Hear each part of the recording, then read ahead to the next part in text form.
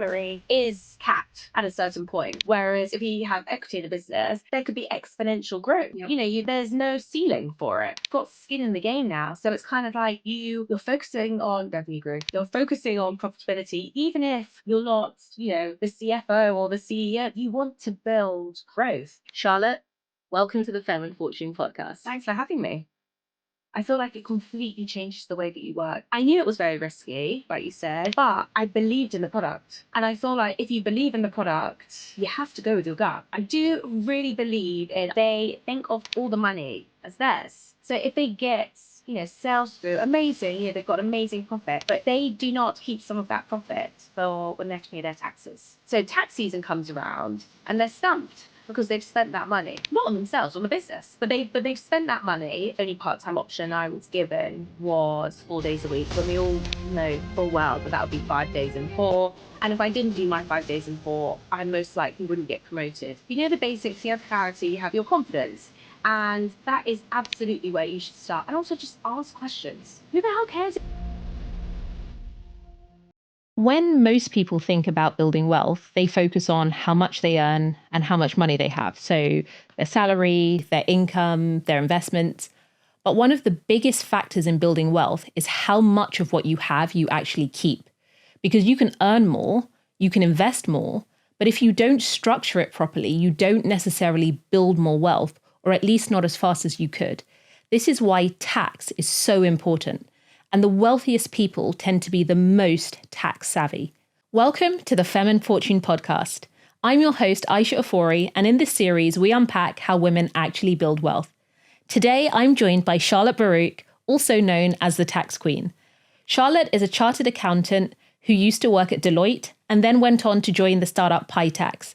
Alongside that, she's built a personal brand helping people to better understand tax and how to keep more of the money they make. But what makes this conversation really interesting is that Charlotte has experienced multiple career paths. So she's worked in corporate, startup, and she now has a large social media presence. And through that, she's seen firsthand the difference between earning money and actually keeping it. So today we're going to explore how to make tax work. We're going to make sure that people understand some of the mistakes that they might be making and how to structure your income so that you're not just earning more, you're keeping more. Charlotte, welcome to the Femme and Fortune podcast. Thanks for having me. Absolute pleasure. I know that I have been wanting to get you on here for quite some time. So I've been following you online for a while as well. And when I was thinking of guests that I wanted to have on here, I wanted to get you on also to talk about your own sort of journey and story around sort of money and wealth building as well. But like tax is just such an important topic. I know a lot of people say it's boring. But when it comes to building wealth, like absolutely essential. But anyway, we will get into all of it. So why don't we just start, I guess, at the beginning of your journey? So like, tell us a little bit about your upbringing, your early influences. So I had, you know, a very normal, boring upbringing in the sense that it was amazing. You know, I kind of had such a tight-knit family structure, which was obviously amazing. I had a good school life. I enjoyed school. Kind of my childhood was really good. I do feel like I had, my dad has been an amazing influence on me in terms of giving me a very strong work ethic from the start. So throughout my school time, I was always pushed and encouraged to do very well, but it was very much for myself. It was kind of like, it wasn't, okay, do this for us, you know, we want you to do really well. It's kind of our achievement. Like, no, you should feel good with your own achievement. And then that, to be honest, did push me through my school life, uni life, kind of doing the ACA. But in terms of early influences, work ethic, 100% from the start. He also really did talk to me and my brother about like we just had a lot of financial conversations. Not because anything was wrong, but because he wanted us to be able to manage our finances from a young age, be able to talk about things if we ever needed to. So I feel like we had a really positive influence, obviously my mum as well, but we had a really positive influence with regards to that, which I feel like actually is quite uncommon. It's very uncommon, particularly for girls. 100%. Like if those conversations are had in the homes, it tends to be like boys that are sort of sat down and spoken to about money and investing and that kind of thing. So like, what age was your dad doing this? I mean, I must have been in my later school years, but it was just kind of just something that was discussed. It wasn't like, oh, let's sit down and let's talk. It just kind of was in the conversation. And I think he made a real conscious effort to do that, like a bit kind of ahead of his time. But there was no difference between me and my brother. It was kind of like, we were all just having these conversations,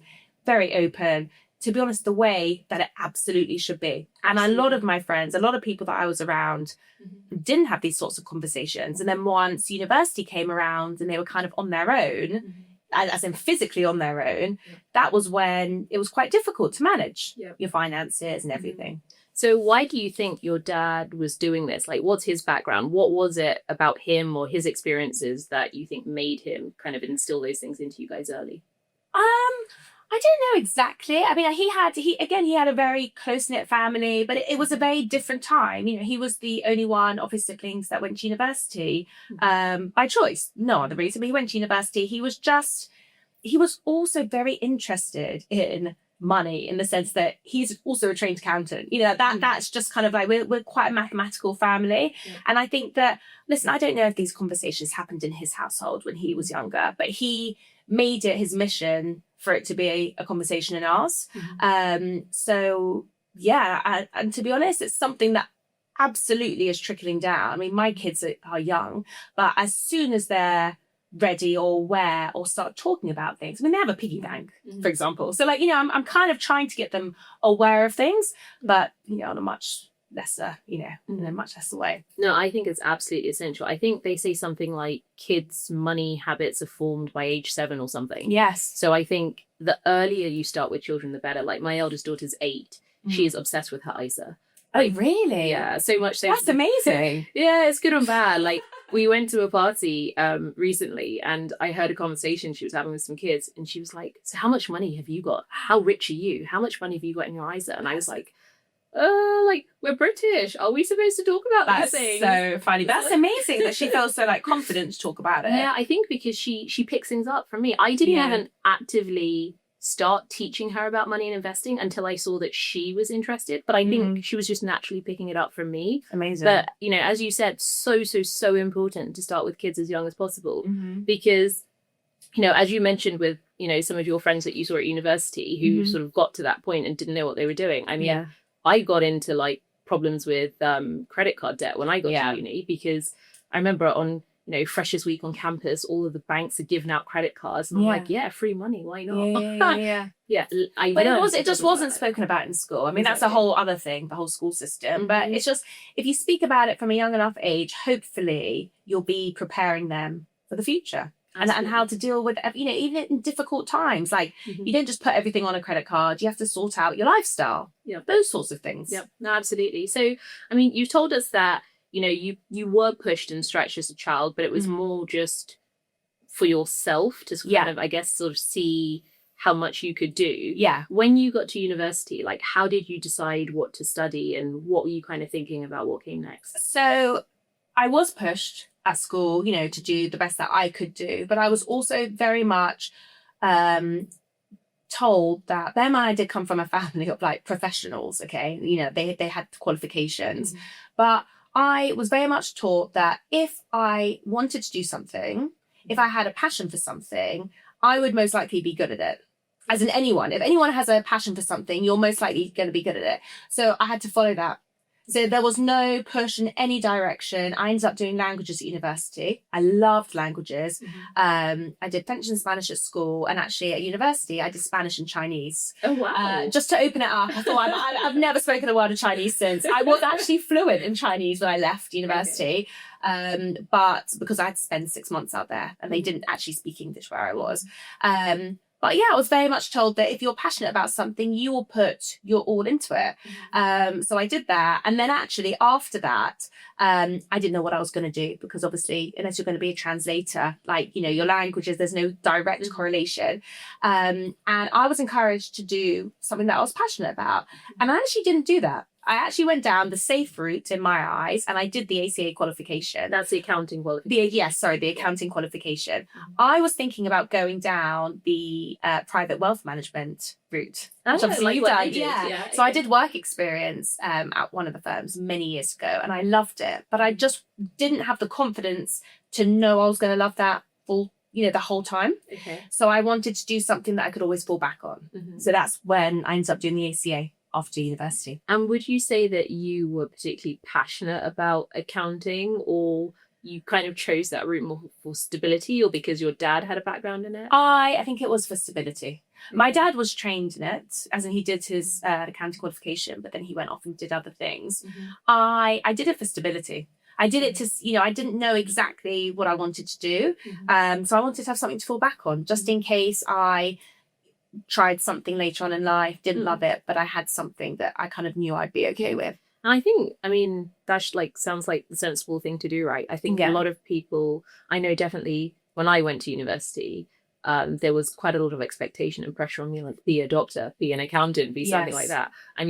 I also chose what I wanted to do. I studied physics. Oh, wow. And I remember my mom was like, well, what do physicists do? How much money are you going to earn? I'm like, that's not important. Like, I'm going to do all this research and discover this stuff.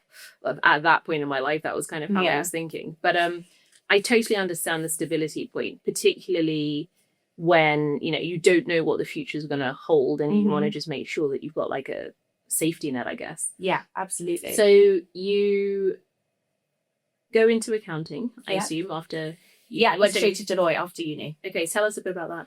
So I was so excited to start Deloitte. Obviously, one of the big four. I thought I'd won the jackpot. I was so excited, and I did learn a lot from my time at Deloitte. I really liked the people that I worked for, that I worked with. Obviously, coming out of university, when you want to do an accountancy degree, going to one of the big four is obviously where where you want to be, or at least that's where I wanted to be.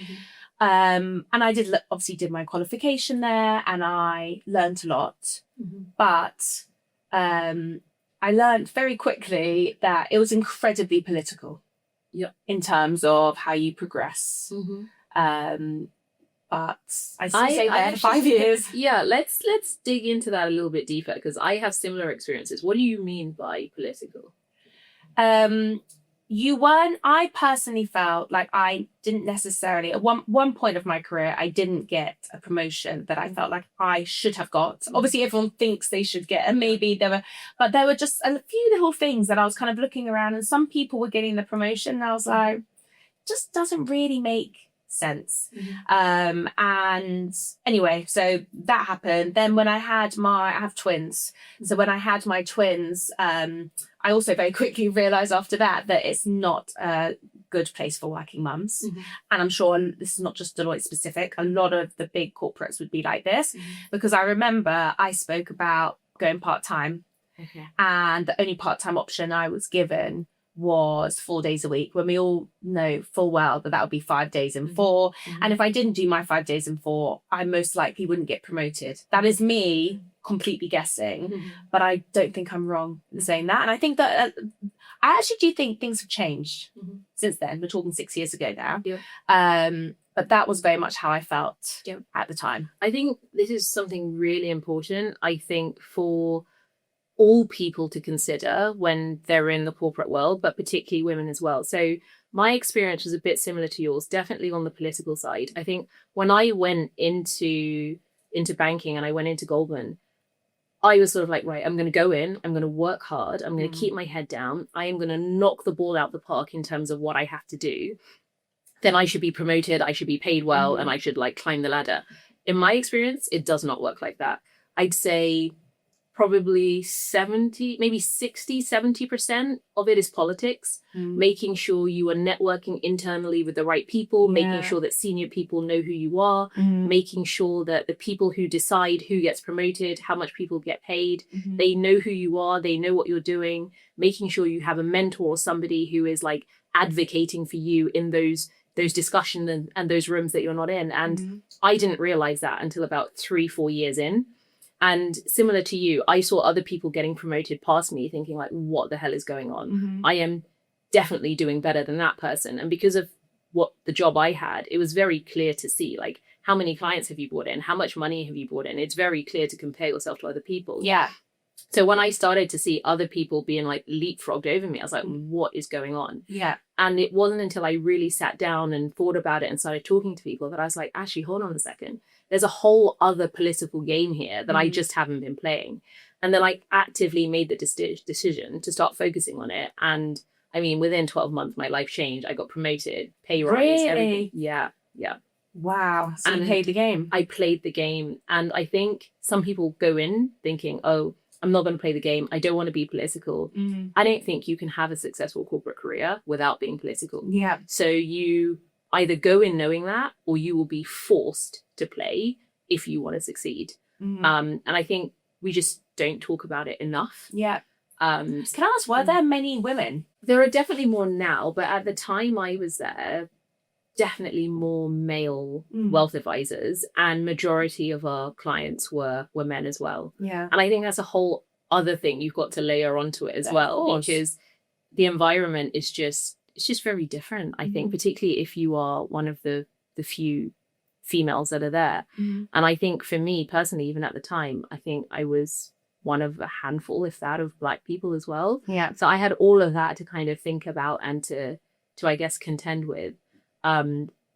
You know, people think, oh yeah, finish uni, go get a corporate job. Yeah. It's going to be, you know, just sit down, work hard, like climb up the ladder nice and easy.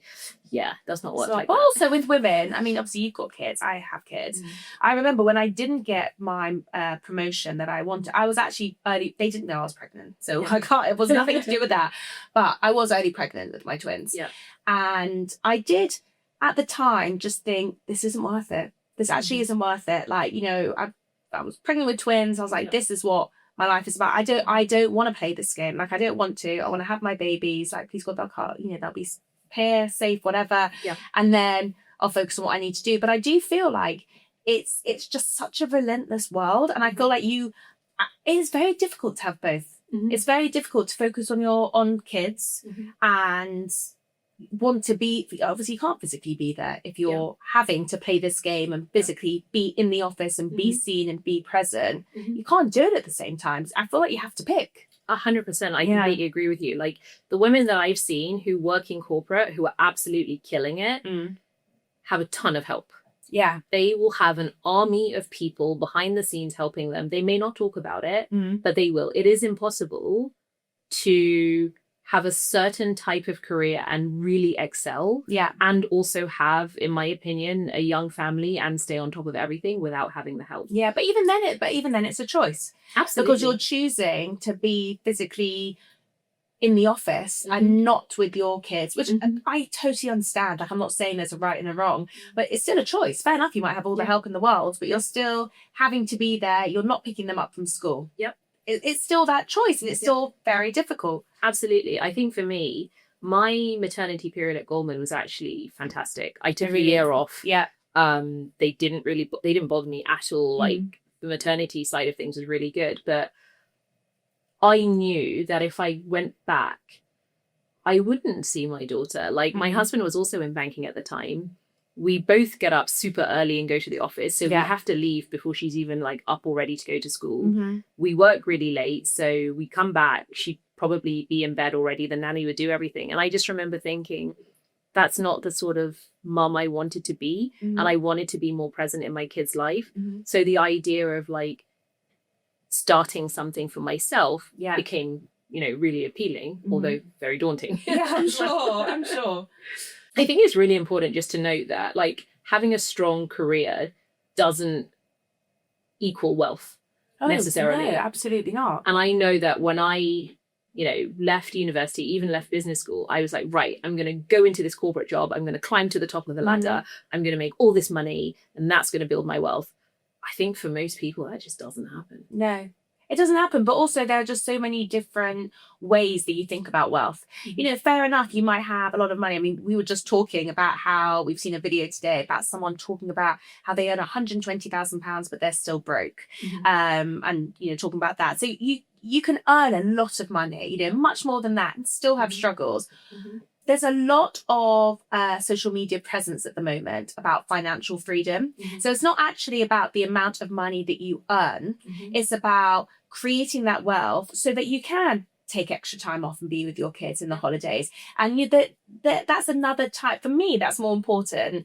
The wealth is kind of like, financial freedom, just taking the time to be in the present, also saving for your future if you can, but just taking the time and just being able to live your life and not feel like you're missing out or being pulled left, right and center. And by doing something for yourself, hopefully that's the life. Yeah, exactly. Yeah. Flexibility is everything. Yeah, I've definitely seen a shift in terms of what I call work ethic and what people seem to want from life. Like, you know, my parents' generation, it was like a job for life. You just work until like you retire, you go on your pension, and that's it. Yeah. And then my generation, or definitely the people like around me of my age, it was also like work really hard to build wealth. With a lot of the younger generation now, I'm seeing that they seem to be choosing better lifestyle. You know, I'm not going to kill myself in this job for this person. I will prioritize what I think is important, whether it be travel or something else. And being very honest, like I've actually struggled with that because like with my business and hiring in, you know, younger people who just have a completely different mindset about like, you know, work ethic and values and things. And it's been eye-opening for me, like really to think about actually, you know, these people do prefer to have less money and work less, but take some more holidays or just take time off and things like that. I do believe that you can't build something. You can't start something from scratch and build a real amazing business without a strong work ethic. I think you have to choose. So if these people are choosing to spend their time going, you know, traveling, this, that, and the other, great. But that's their choice. And if your choice is to build this amazing business, you do have to put in the grafting and the hard work. You do. I feel like there's still no way that you can do both. Yeah, I don't think they've necessarily figured that bit out. No, fair enough. Yeah. But also, I also feel like it's not necessarily the money that you earn, but it's what you're doing with your money. So like, again, there's a lot of stuff that I'm seeing at the moment about people just being more frugal. And the lifestyle you choose to have. Exactly. Yeah, exactly. The lifestyle you choose to have, but also just, you know, if you want to go on holiday, it's not necessarily about earning more, it's about saving. Yep. It's just a different mentality, which you're right, it's different to how we were brought up. But as long as they feel like they're having a fulfilled life. That's what's important. Yeah, I completely agree with you. And I think it's also about people's view on what financial freedom means to them. So I think, again, like historically, financial freedom typically meant just have tons of money. Whereas now I think it's more nuanced than that. It's like, I don't necessarily need to have that much money. If my lifestyle is X and I'm only spending this much, well, if I have a salary of this, it might not seem a huge amount to other people, but actually that's more than enough for me to travel and do this and doing all the things that I want. Like I actually have somebody who works for me like that. And I sort of said to her, like, you have so much potential. You could do this, this, and this. She's like, actually, no, I'm quite happy to earn this because this is enough for me to travel like 4 times a year and do this and do this. The problem is it's enough for now. But what happens when that cost of living keeps increasing? Well, that's the thing. And it's that lifestyle creep. I guess you have to make a choice, right? It's either I'm happy to keep my lifestyle as it is and within the limits of what I can afford to have sort of lifestyle, a great lifestyle or financial freedom. But inevitably, I think, you know, you have kids. If you know, some people have kids or other things happen in your life, and then your expenses go up. It's an interesting one. I haven't quite figured out yet whether, you know, my sort of mentality about just go hard work and do this and build this, or actually chill a bit and, you know, travel. I'm on the fence. So you were at Deloitte. Yeah. How long were you there for? At what point did you leave, and why did you leave? So I was there, I think I was there for about 5 years. I left when I had my twins. I mean, I did my maternity leave and then I left because I had the conversation about working part-time, which they said absolutely, but their part-time was not my version of part-time. Anyway, so that didn't work. I ended up going to a smaller firm, more local to me, it was 2 days a week. And I absolutely loved it. I really loved it. And I didn't realize this at the time with Deloitte. And this is like a message for people who are wanting to do their ACA, not sure where to go. Everyone always wants the big four. And Deloitte was amazing for my ACA qualification. I cannot fault it. However, I then realized that I'd been working on the same sort of thing for each client at Deloitte. So I was in audit, okay, which is obviously not the most glamorous part of accounting at all. But let's say I was working on a massive client, okay, a big company. I would just be testing the revenue balance or testing one part, looking at one part of the whole thing. And I actually wasn't learning anything because I was just looking at this tiny little thing. I wasn't understanding how the business worked or anything like that. I then went to a much smaller firm, and the people that were doing the ACA qualification at the time, who were, beneath me in grade, okay, but when I was just having conversation, they knew so much more than what I knew when I was at their stage at Deloitte, because they're exposed to so much more. They're on smaller clients, and bigger doesn't always mean better, because they're looking at clients. There's, maybe 2 of them for the whole client, and they saw every bit about how the business works. And that's just such amazing knowledge for their future. So I was there for a couple of years. I then had my 3rd child.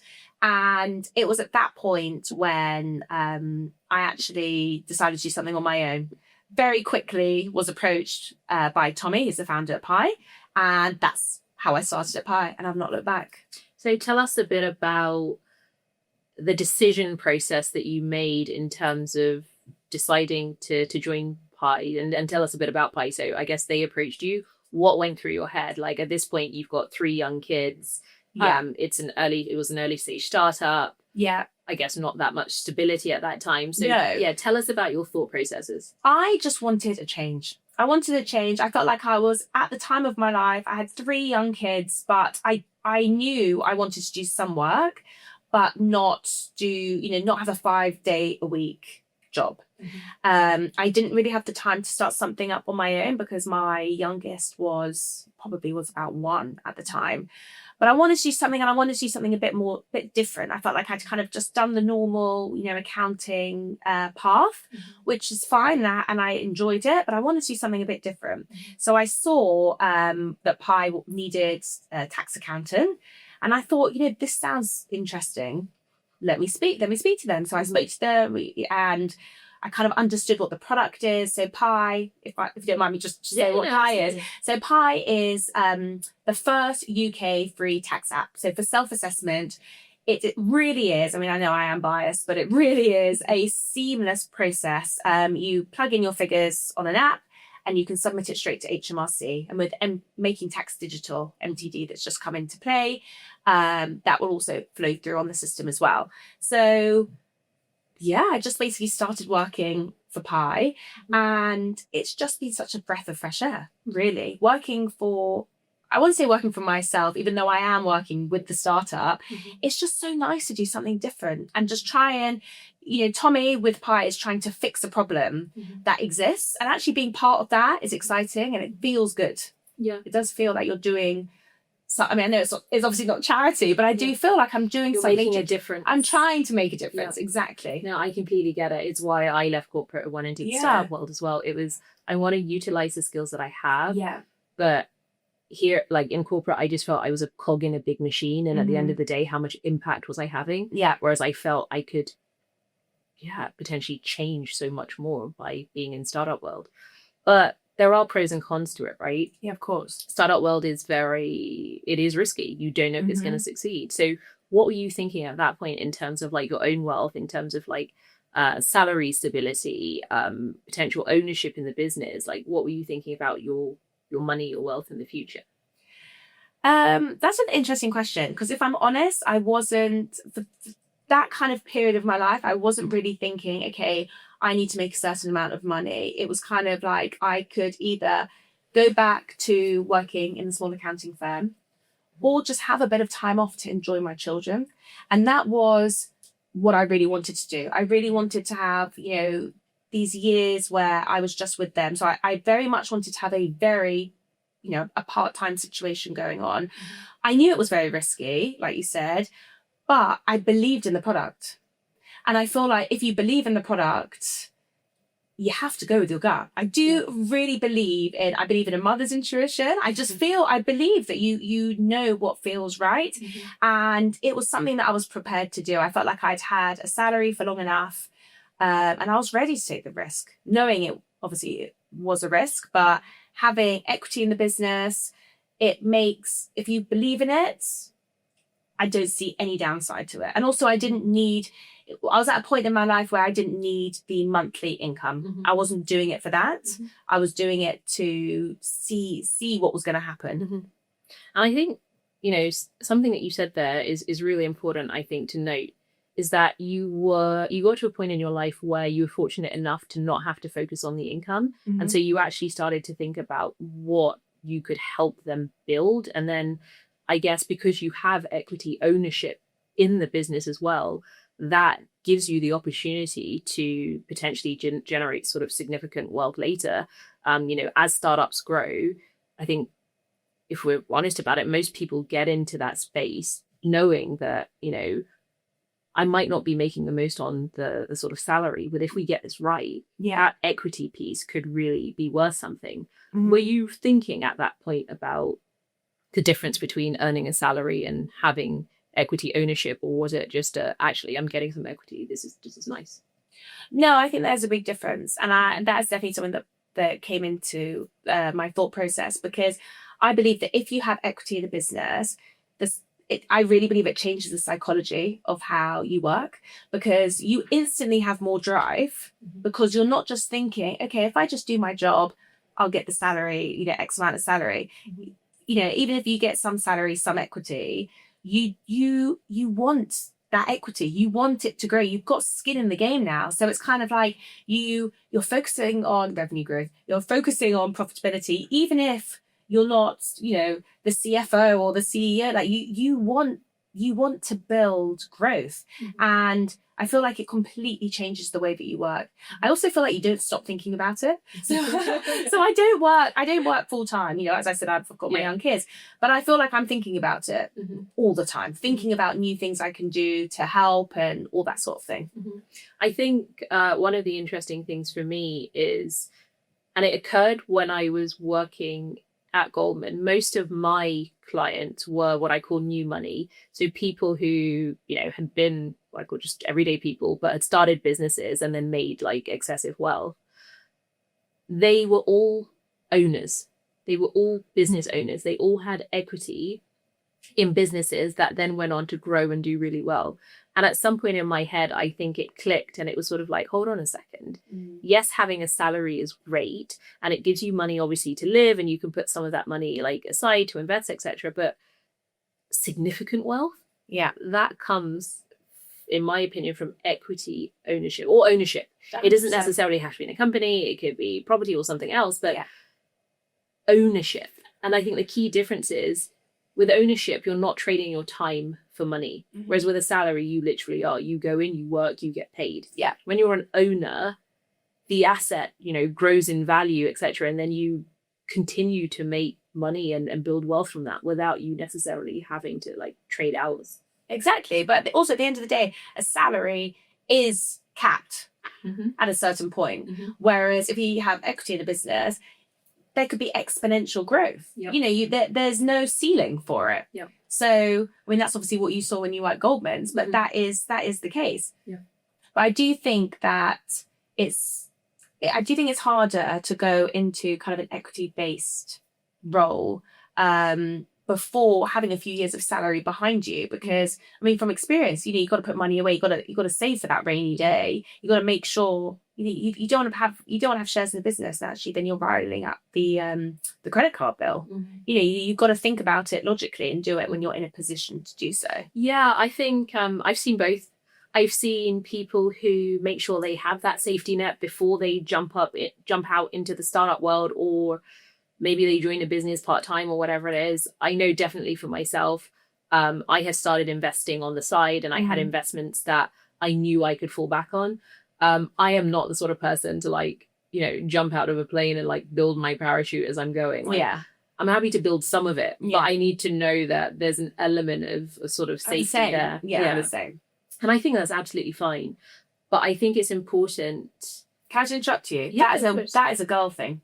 Oh, really? I really feel like that is a girl thing. I feel like men, and I'm not saying they don't think about things, but I feel like they are much more ballsy. Yeah, I can see that. I don't know, would you say it's more ballsy, or is it that they just don't think about what could go wrong as much? I think it's I think it's ballsy. I think it's a confidence. I think it's confidence, yeah. Yeah, I'm just like, I'm happy to jump, and I'm happy to just need to make sure it's not I too just- high. Yeah, just check a few things first, Yeah. and then I'm happy to jump. No, I'm not going to just jump into like the darkness. Yeah.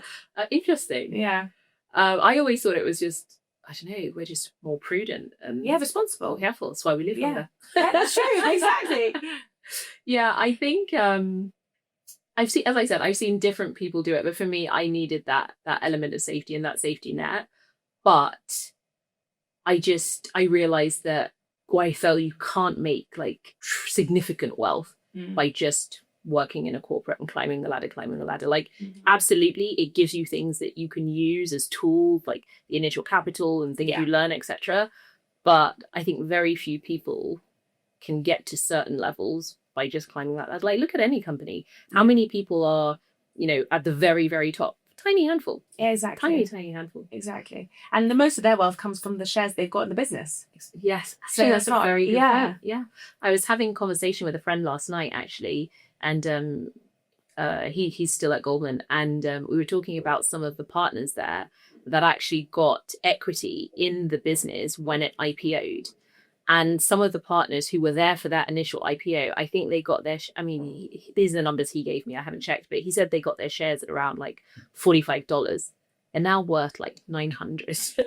Wow. They've made insane levels of wealth, not from their salary, but from the equity ownership in that business.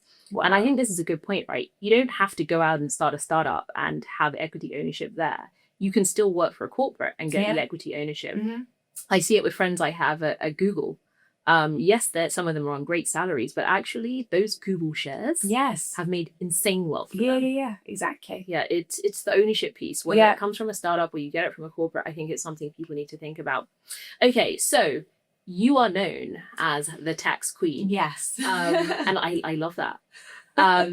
You've obviously built up like quite a big personal brand on social media. Like, was that deliberate and how did that happen? No, it was not deliberate. I mean, listen, I'm very happy that it's happened, but I think we all know Instagram was not built for tax influencers like me. But it just shows you that the need was there. Yeah. The need was there. People, when I started with Pi, we kind of thought making a social media account, I kind of just wanted to see the kinds of people that I could connect with and see if I could bring people, first of all, if I could bring people to the app through my page. That was one of the things that was on my mind, but also then turned into this whole community. I can't tell you the number of messages that I get. People asking me questions, which I love.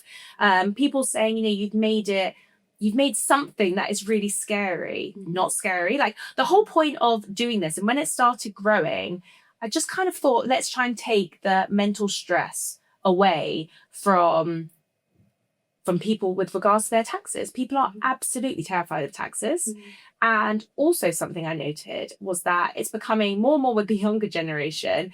They don't go to the news anymore to find out the news. They go to social media. So if I'm posting about the new tax rules that are coming into effect, like after, the budget and everything, that's where people are hearing about the new tax rules, which is insane. Yeah. It's actually crazy, but listen, I'm here for it. And it's so nice that people are valuing what I'm giving them, because essentially it's free, it's free content for them. Like I'm trying to help them, but they're lapping it up. They love it. I mean, they say that there are two things in life that are certain, right? Death and taxes. Yeah. So I think whether you like it or not, you find it boring, you have to absolutely get on top of it. Yeah. And I think, we were having this conversation earlier, like I think taxes have become even more important today because life is hard. Like the cost of living crisis is real for so many people.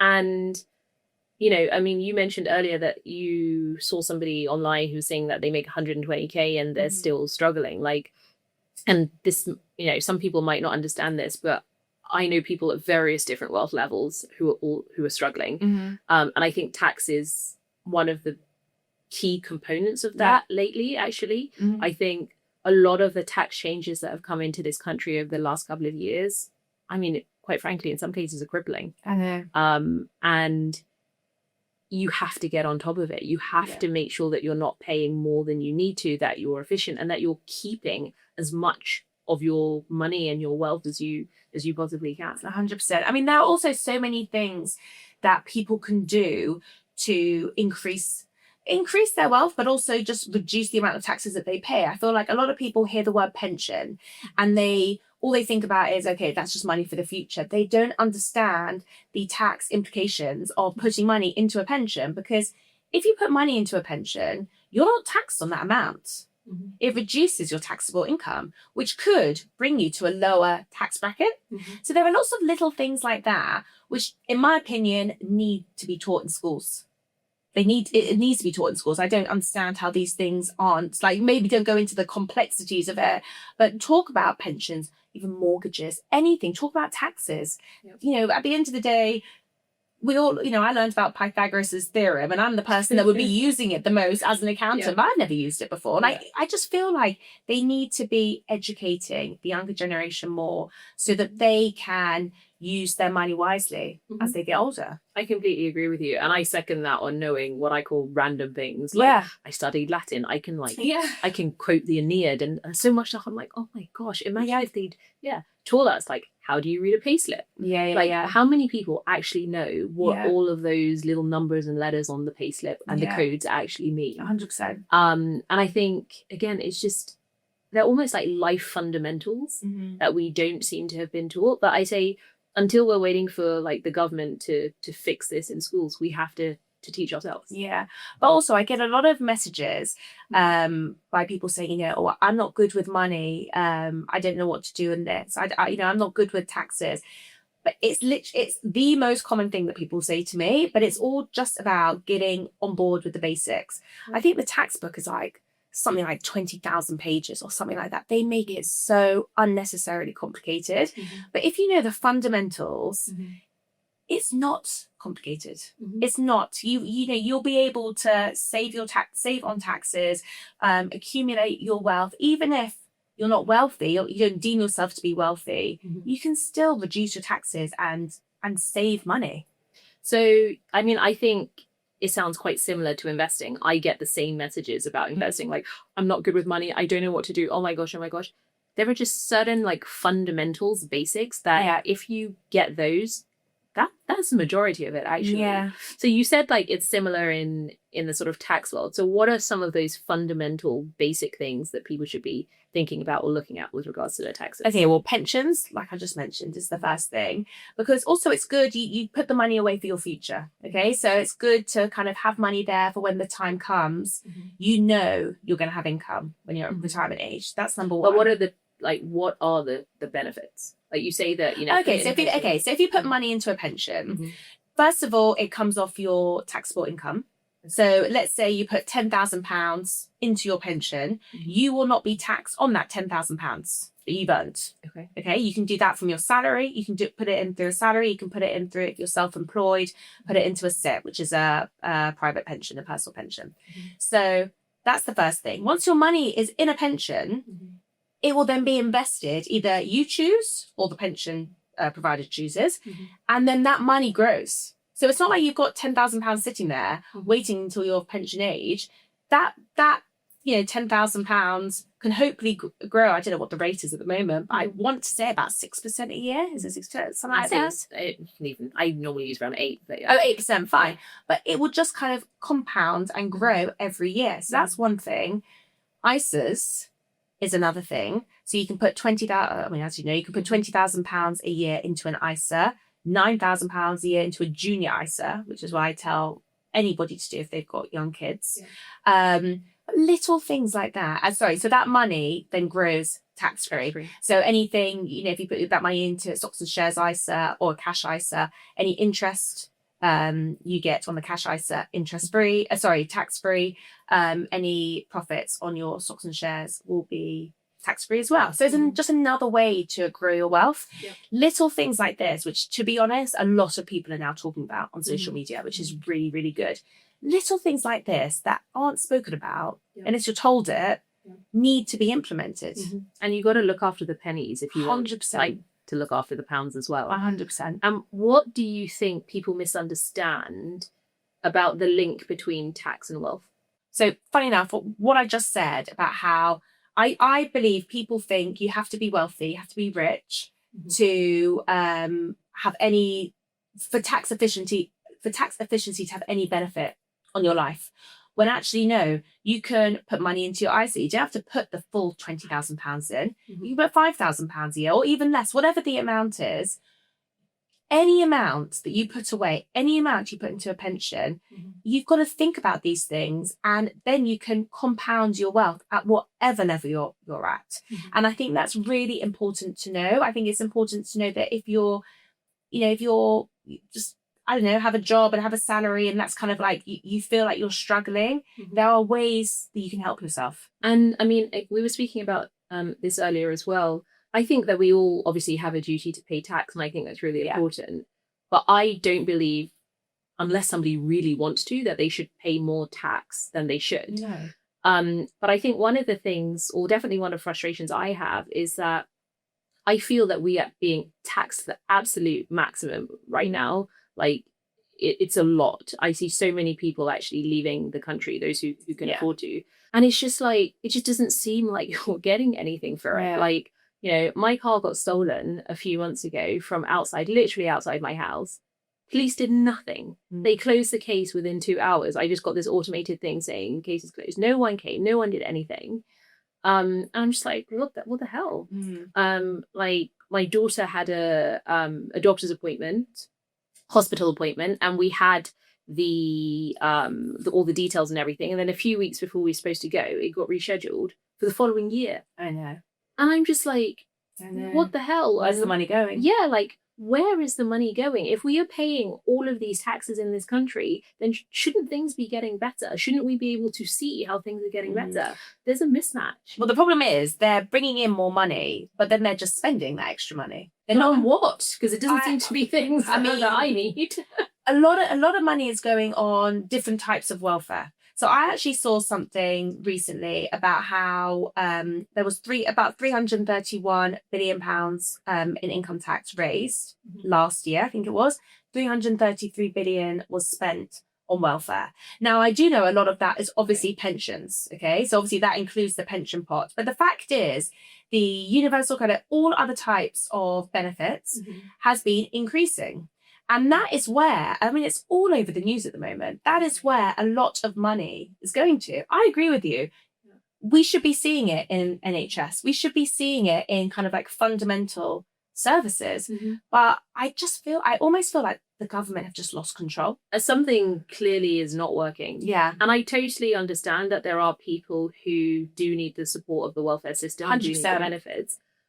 But if we are all paying taxes, then surely we should all benefit in some way. Yeah. And I just don't see where I know, those benefits. It's a hard pill to swallow when you feel like your life, not necessarily lifestyle, but what your lifestyle could be is decreasing because of the amount of tax, or even just added stress. You know, you feel like stress every time you have to pay a tax bill because it's going up and up, and you're not getting any benefits from it. It's really difficult.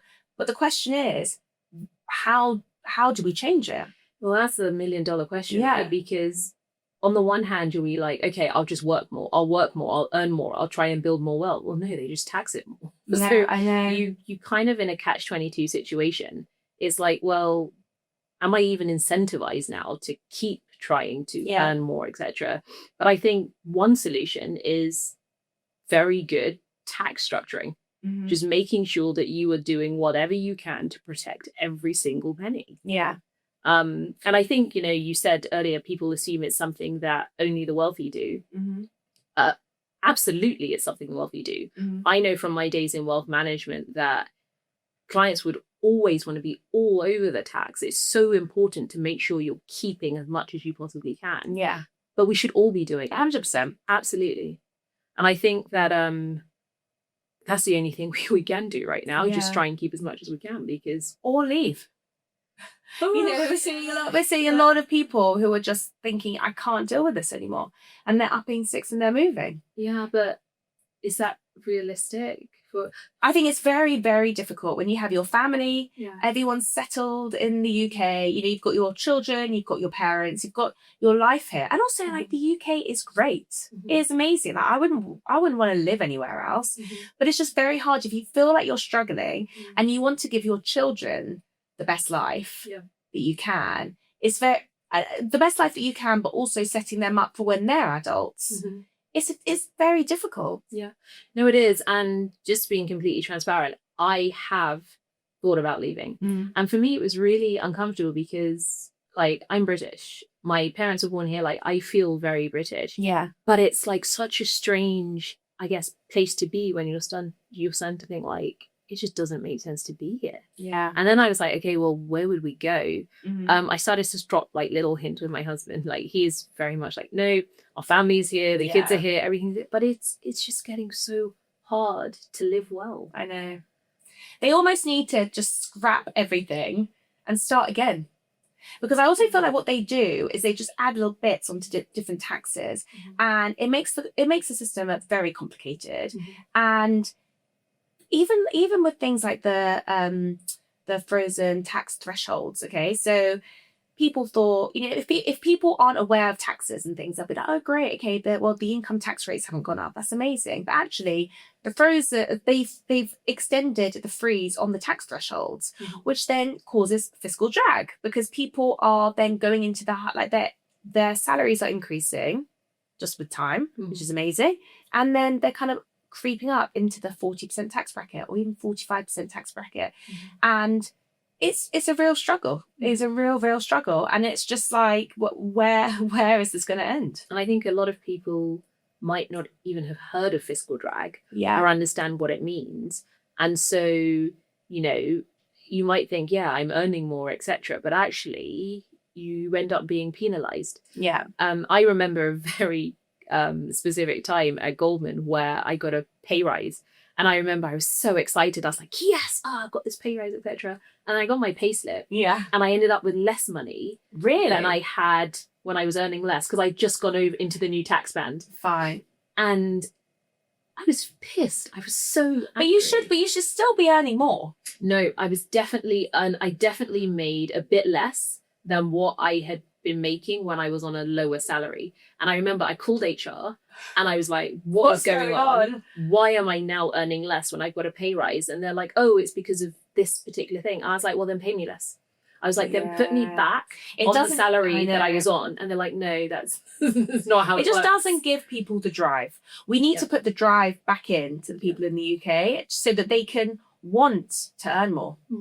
And also, like, I'm a massive believer in that if you incentivize people and, show them that if they put in effort and energy, they can actually build something for themselves, but not just themselves. It can actually benefit the wider good as well. Then I think we'd all be better off. 100%. I mean, America has a lot of issues. Yeah. But some things I think they do well. And I do think there is that spirit of, I can go out there and I can make something for myself, and I can be somebody, and I'm not going to be overly penalized for it. I just don't feel that here anymore. No, I agree with you. And if they don't change something, particularly on the taxes, I just don't see how things are going to get any better.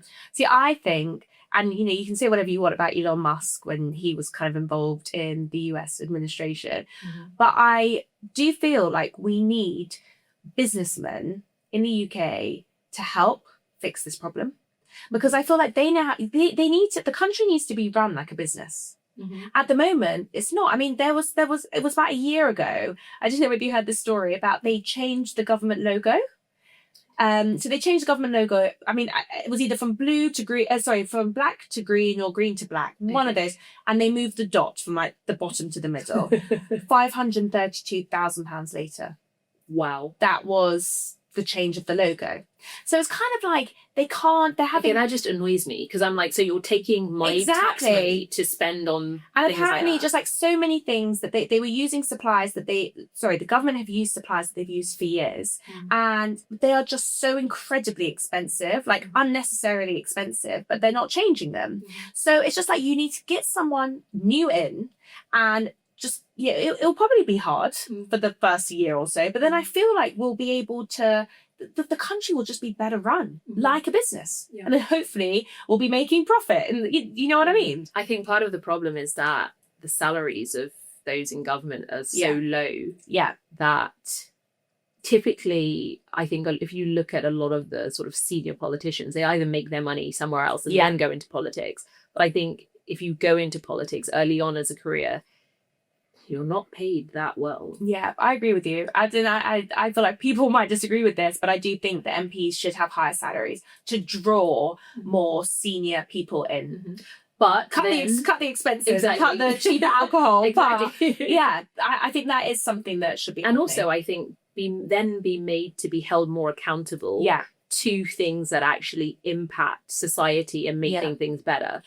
I absolutely, I think at a certain point for like critical roles, like doctors as well, I think doctors should absolutely be paid more given what they do. I think if you want to attract the best talent into certain areas, then I think the salary component is a big factor of that. I agree.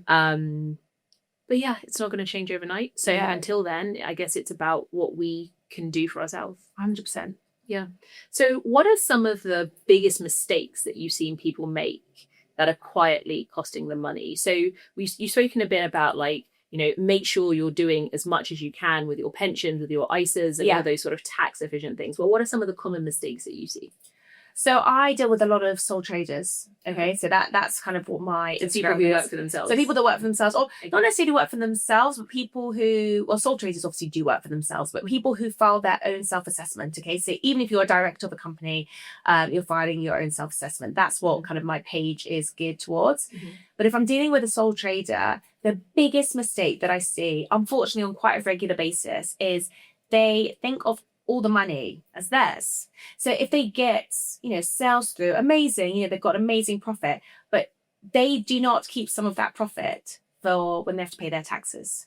So tax season comes around and they're stumped because they've spent that money, not on themselves, on the business, but they've spent that money. And so that's my number one mistake that I see far too often, is that they run out of the money that they need to pay for tax. And I guess if you are employed by somebody, you don't have to think about that because the tax is taken out every month. Exactly. PAYE, that's done. You much less admin. I mean, there's no admin really because all the tax is taken out already. But my number one tip is the second you start your own business, you have a separate account for tax. And I would say moving around 30%. That was going to be my next question. How do you know how big your tax bill is going to be if it hasn't? You don't know, but if you're a sole trader, basic rate is 20%. Let's hope you're in the higher rate, so part of it will be 40%. And I would just say, as you start, put 30% away. Okay. Just to be safe, basically. But that's my number one tip. My second tip is keep records. And keep everything organized. I know it's so much easier said than done, but you need to keep everything organized, have solid processes in place so that you can keep on track of everything. Is there anything else that, people who are sort of self-employed could or should be doing differently to make sure that they keep more of what they earn? When I say keep records of everything, you can, if you're self-employed, you can claim allowable expenses. That reduces your profits, therefore you pay less tax. Okay. So these expenses have to be wholly and exclusively for your business. So, you can't just expense your life. No, you can't just, expense your holidays and this, that, and the other. Yeah. But if you keep on top of everything, and if you keep receipts, and if you keep track, if you keep spreadsheets, however you want to do it on the Pi app. I mean, it's so easy to do there. But if you keep track of everything, you will then know, okay, actually, I can expense that through my business because it was for my IT software that I use in my office. That sort of thing. If you're prudent, if you take, you said, the pennies watch the pounds.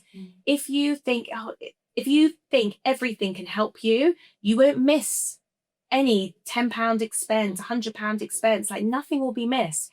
Everything will kind of help you reduce your tax well, at the end of the It year, all matters. all matters. And do you see any differences in terms of like how women approach tax and like that side of things versus men? I think women are more I don't want to say conscientious, because men are. I get a lot of messages from men as well. Mhm. I do feel like women, they lack the confidence. Okay, similar to So, me, yeah, confidence. It's all confidence, and I feel like it's because these conversations maybe weren't spoken about at home to the women. But listen, I think that there's a lot of, female, including me, people online like yourself, Mhm. talking about things, making women kind of just spurring them on and giving them the confidence, explaining it in simple terms. There are lots of, men. Oh God, I don't want to generalize, but like, in the past, men sometimes do overcomplicate things. Okay. And actually it's good for them for women and men, but anybody to just think if it's spelt out in layman terms, it's easy. It's simple. But the confidence is a big thing for women. I think about it in all aspects. And would you say the confidence is because of just a lack of knowledge of like the terminology and how things work? Yeah, but also, let's say, they've gone to have children. They might be out of the game for many years. They might be doing a side hustle or something like that, and they might have no idea if they have to file a tax return, all those sorts of things. And again, they've not been spoken about at school, at university, and it's one of those things that they just need to keep up to date on it themselves. They need to essentially be taught it themselves in order to take control. They need to be able to take control themselves and think, I'm starting this on my own. I'm starting a side hustle, whatever it is.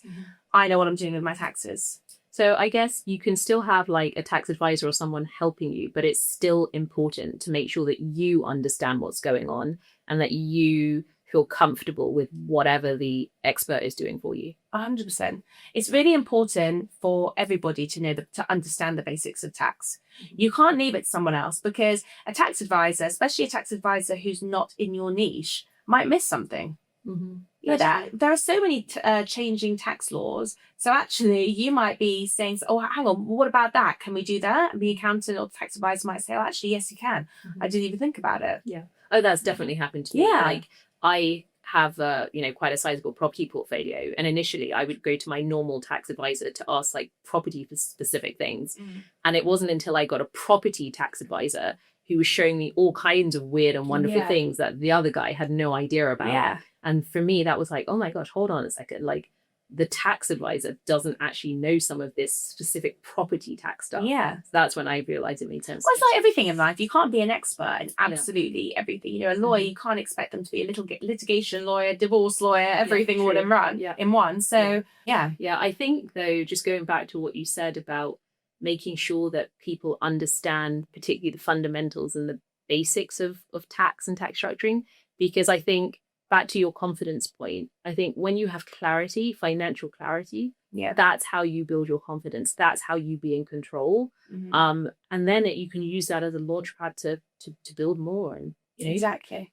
Okay, so last question. If someone wants to find, last question. So if someone wants to feel like more in control of their taxes and finances, where should they start? So you obviously mentioned Instagram, but I guess people do need to be a bit careful about that as well, because there are not everyone on Instagram is. Well, yeah, you can follow me. You can follow me. I do think you need to do your own research. Yeah. So you need to learn the basics. I mean, there's so much stuff on the internet. I mean, you can find all the basic tax rules and everything like that. To be honest, I think even if you type in kind of like what niche you're in, what you're doing, you'll be able to get specific information for you. I think if you know the basics, it's just like what you just said, with clarity. If you know the basics, you have clarity, you have your confidence. And that is absolutely where you should start. And also just ask questions. Who the hell cares if I mean, I love answering questions. If anyone ever asks me, there's never a stupid question, because I do get that a lot. Oh, I'm not good at maths, but it's never a stupid question. People, if you haven't been taught something, how are you expected to learn it? Yeah. To know it? Yeah, absolutely. Okay, so what I always do at the end is I ask my guests 5 quick fire questions. Oh God, okay. And I don't tell you about this in advance. Okay. So I'm going to ask you 5 questions, very short questions. Okay. Tell me the first thing that comes into your head. Okay. Outsource your finances or understand them yourselves. Understand yourself. Structure early or fix it later. Oh, structure early. Salary or ownership. Ownership. Earn more or keep more. Keep more. Play it super safe or push the boundaries. Push the boundaries. Oh, I love that. Me too. Always push the boundaries. Always push the All day long. boundaries. Stay within the lines. Yes. Like, here are the lines of the law or Oh, whatever keep it, it is. yeah, keep it legal. But absolutely push the boundaries. Yeah. Yeah, me too. Thank you so much. Thank you for having me. For joining me. Like, this has been amazing. For me, like, I think I was also one of those people like, oh yeah, tax, oh, boring, do it later. But I've now realized it's one of the most important pieces, regardless of how much wealth It affects everybody. Yeah, no, that's why I was so excited to have you to join me today. So thank you so much, Charlotte, for coming. Thank you.